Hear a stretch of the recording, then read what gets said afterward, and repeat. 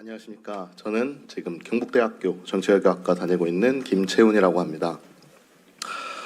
저는 대학생단체 신전대협의 의장으로 활동을 하면서 처음 이 사태를 맞았습니다.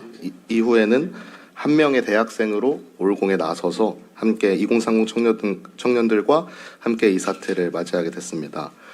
생각해보면 이것은 징후가 없었던 것이 아닙니다. 선관위에 지금까지 있었던 수많은 사태들에 얼마나 많은 징후들이 있었는데 이것을 지금까지 도착하게 되었는지는 좀 의문입니다. 긴 시간 부정 채용 또는 투표지 보안 문제, 사전투표에서 일어난 수많은 어떤 선거 부실의 문제들을 긴 시간 선관위는 개혁을 요구받아 왔음에도 아무 개혁이 없었고 끝끝내 우리는 2026년 이 사태를 맞이하게 됐습니다. 이 사안이 가장 슬프고 청년들에게 분노하게 된 이유는 분명히 헌법과 또는 우리의 상식에서 참정권이라는 숭고한 가치가 있었는데 이것이 그 수많은 징후들과 또는 문제들을 넘어서 이 참정권에 대한 침해가 예견되어 왔었다는 이야기입니다. 어떻게 보면 참정권이 침해되는 게 언젠가 참정권이 침해될 것이고 누군가의 투표권이 방해받을 것이라는 그런 예견들과 징후들이 있었음에도 그 어떤 해결책도 없이 이 시간까지 오게 되었다는 것입니다. 전 재선거 말고 이 참정권이라는 숭고한 가치를 어떻게 배상할 것인지에 대해서는 확신이 없습니다.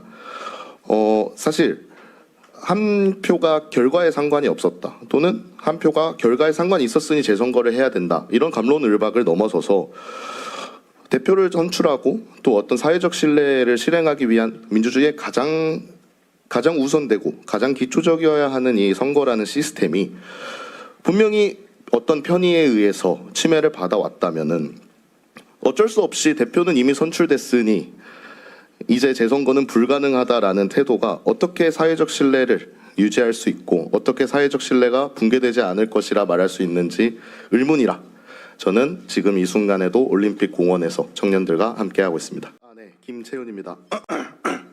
저는 근데 올공 집회가 앞으로 나아가야 하는 방향이라는 이 챕터에 좀 의구심이 있는 게 민간이 주도한 민간 집회를 어떻게 나아가야 할 것인가 또 여기에 대한 그 어떤 주석으로 뭐 자발적으로 특정 단체가 없이 했는데 어떻게 사유화를 막을 것인가 만약 이런 질문들이라면은 사실 민간의 집회고 민간이 이끌어 나가야 할 어떤 이런 방향들이 어디로 가야 하느냐라는 질문이 건강하지 않은 집회는 무엇이고 건강한 집회는 무엇인가 또 2030 청년들이 주도를 했지만 여기에 노년층이 같이 집회를 하면은 그건 건강하지 않은 것인가 뭐 요런 식의 질문들이 조금 많이 있어야 된다고 생각합니다. 저는 사실 올공 집회가 올림픽 공원에서 일어나고 있는 모든 집회와 소통의 본질을 짚기 위해서는 올공 집회가 어떻게 나아가야 할 것인가라는 질문보다는 올공 집회라는 어떤 시대 정신에 대해서 제도권은 어떻게 대답할 것인가라는 질문이 여기서 좀 중요한 부분이 아닐까 싶습니다. 사실 잠실 가면 폐가망신한다 라는 서울경찰청장 대자보 붙였다고 재물손괴로 신고하는 과천중앙선관위 뭐 여기에 설치한 모든 잠실 시민들에게 그 배상금을 청구하겠다라고 한 올림픽공원 공단 또는 그 문 막았다고 여성 한 명한테 시작된 경찰 조사 그리고 아까 짚어주셨던 뭐 수많은 경찰 공권력들과의 경쟁 어떤 이런 경쟁들 속에서 공권력들이 어떤 이 잠실을 대하는 태도를 보면은 그 태도들 먼저 조금 선행돼서 얘기해야 되지 않을까 싶습니다.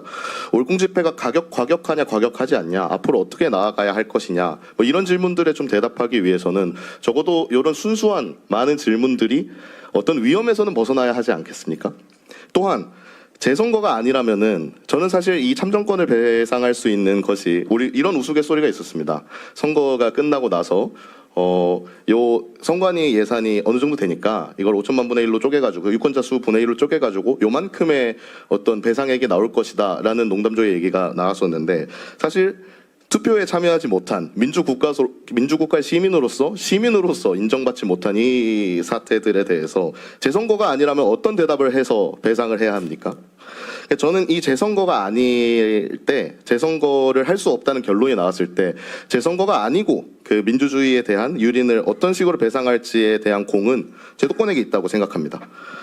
결국 이 올공 집회의 방향성이 흔들리든 또는 올공 집회에 또 많은 사람들이 들어와서 조금은 우리가 생각했거나 다른 방향으로 가든 결국 여기에 대한 제도권의 대답이 중요한 것이고, 또 순수하게 민주주의 유린 사태가 일어났고 재선거를 해야 된다는 주장에 대해서 제도권이 어떻게 대답할 것인지에 대해서 차일피일 미루게 된다면은 결국 조금 더 좀 곤란한 논의로 이어지지 않을까라고 생각합니다. 사후에 소잃고 외양간 고치기식 개헌, 이미 참정권 침해는 일어났는데 다음 선거부터 잘하겠다라는 선언, 또는 국정조사로 누가 책임질지 결정하는 폭탄 돌리기식의 이 모든 운영들이 과연 참정권이라는 우리의 숭고한 가치의 올바른 태도인가라는 고민을 좀 같이 해보면 좋을 것 같습니다. 사실 언론 보도에 대해서는 조금 복잡한 문제라고 생각합니다. 뭐 내란 세력을 빌미로라는 얘기를 한 MBC가 사실 이제 언론이라고 볼 수 있을 것인가, 이런 발언들에 대해서는 고민은 좀 해봐야 된다고 생각합니다. 뭐 예를 들어서 시민들한테 있는 좀 문제점이 있는 발언들이었죠. 다만 지금 그 김정영 위원장님께서 말씀하신 것처럼 실제로 보도량이 줄어들고 있습니다. 왜 보도량이 줄어들고 있냐라고 한다면 사실 두 가지 문제가 있을 거라고 생각하는데, 첫 번째는 뭐 두 번째 아까의 발언이랑 연속되는 발언이지만 뭐 사실 뜨뜻미지근한 반응이라고 생각합니다. 시민으로서 또는 어떤 민주주의를 향유하는 민주주의 체제에 사는 사람으로서 누군가가 투표하지 못했다라는 것들에 대한 시민적 분노가 제 생각에는 정치인, 뭐 아까 말씀하셨던 제도권이라고 가장 부를 수 있는 정권에게는 조금은 작은 문제인가라는 생각이 들 정도로 미지근하다고 생각합니다. 특히 최근에 올림픽공원의 이슈가 시작되고 이재명 대통령이 유감 표현을 하면서 다만 극우 세력들과는 선을 긋는다는 취지의 발언이 있었고요. 그 이외에도 사실 지금 문제가 발생한 읍면동 투표소 같은 경우에는 원래는 선거관리위원회 직원이 없고 주민센터에서 그 업무를 같이 협조해서 하는 걸로 하고 있는데, 만약에 뭐 행정동 주민센터에서 업무를 협조받는다면 최종적으로 이것에 대해서 어느 정도 책임이 있다고 생각하고 책임을 져야 할 행정안전부도 뭐 그간의 어떤 노력들과는 다르게 경찰력의 대동이 더 중요한 문제로 다뤄지고 있는 것 같습니다. 언론이 어떤 문제냐, 기성 언론이 왜 이것을 쓰지 않냐라는 질문의 속에는 사실 그 집회 자체를 언젠가는 지나갈 바람 정도로 인식하는 정치의 문법이라고 생각합니다. 기성 정치의 문법에서 벗어나지 못한다면 왜 기성 언론이 이것을 쓰지 않는가라는 공허한 외침에서 움직일 수밖에 없는데요.